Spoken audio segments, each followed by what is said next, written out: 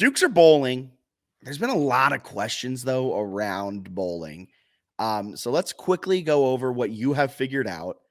The research you've done, you've put your nose to the grindstone, you figured this out, you've called 15 different publications, 15 different entities, and you got a call back, you got an email back.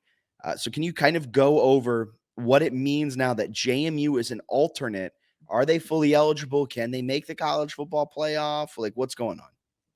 Yeah, I'm really excited for next year when there's no tracking because that was like a low-key annoying way to spend the rest of Saturday, like trying to figure out all the games. And then we finally got it figured out, but there was still mass confusion on the internet of who needed to win here.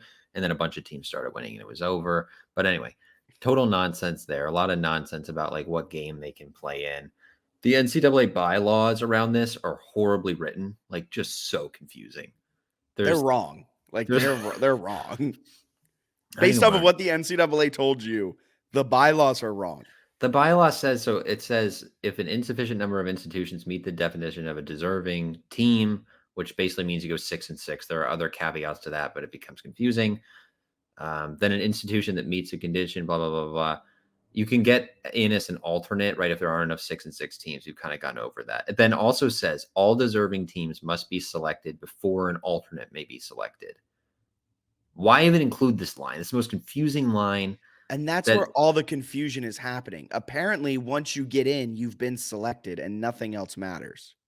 super confusing. They make it seem sort of like you're just this leftover where there's 82 slots for teams for bowl games. They're going to fill 79 because there's three other teams that got in: Jacksonville State, JMU via the transition rule, and then Minnesota because there weren't enough 6-6.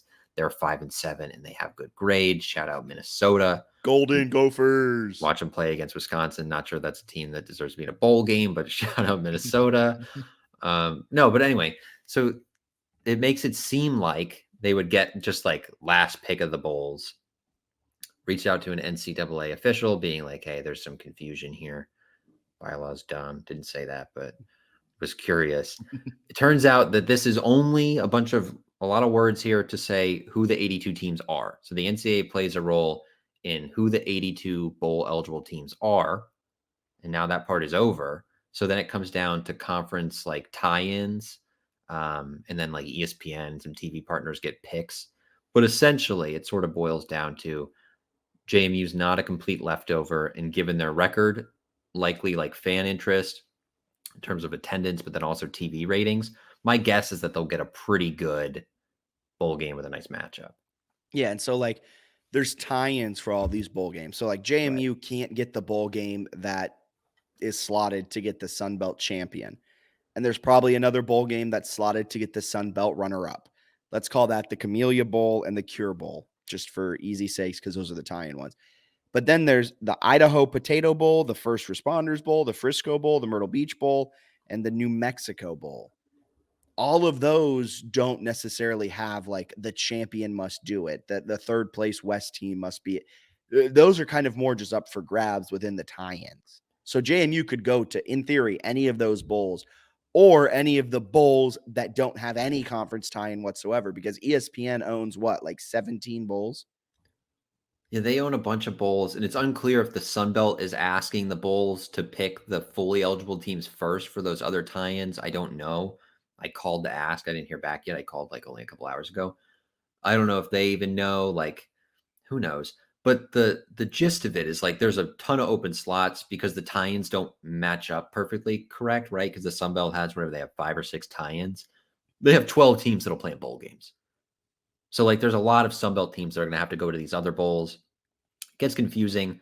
And that was the point where I stopped. I was like, I don't want to count like all these tie-ins and try to guess because it's just a waste of time. And it would take me like until Sunday and nobody would care and I'd probably be wrong. But there's a lot of jockeying. The bowls sort of jockey and argue and try to get the best teams in the best matchup because they want to sell tickets. They want people to go. Given Jamie's record, I think they'll be pretty high up the pecking order of like bowls wanting them. Yeah, So my guess is they're going to play a like exciting group of 5 team. which would be awesome. But like they're probably not going to get the Duke's Mayo Bowl. I know that's a bowl that's been floating around a lot. That has an ACC team that is in it every year, and then it rotates between a Big Ten and an SEC team every year. It was a Big Ten team last year at Maryland, so this year it's going to be an SEC school. But then you got like The Bahamas Bowl is also a hard tie-in with Conference USA and MAC, which is now the famous Toastery Bowl being held here in Charlotte, North Carolina. But then you got things like the Gasparilla Bowl. That has no conference tie-in whatsoever. So JMU, in theory, could go to the Gasparilla Bowl. Seen a lot of projections for that. Also, I think it's fairly safe to say, like, I'd be shocked if the game is not, based on the tie-ins, if the game is not before Christmas. I really think it'll be a pre-Christmas bowl game. Yes, which I think will be great. For me personally, I don't know so much about Bennett, but I'm fine with that. Just, get out of the way early in bowl season, play it, have fun, go kill the portal. All right. Dukes are bowling, folks. We're bowling. We're having a good time. I was wrong with how I read the bylaws. It was confusing. That's on me. Egg on my face, but we'll continue rolling on. And as we get more information, keep it locked in on the JMU Sports News Twitter, Facebook, YouTube. We'll have updates there as well once we get there.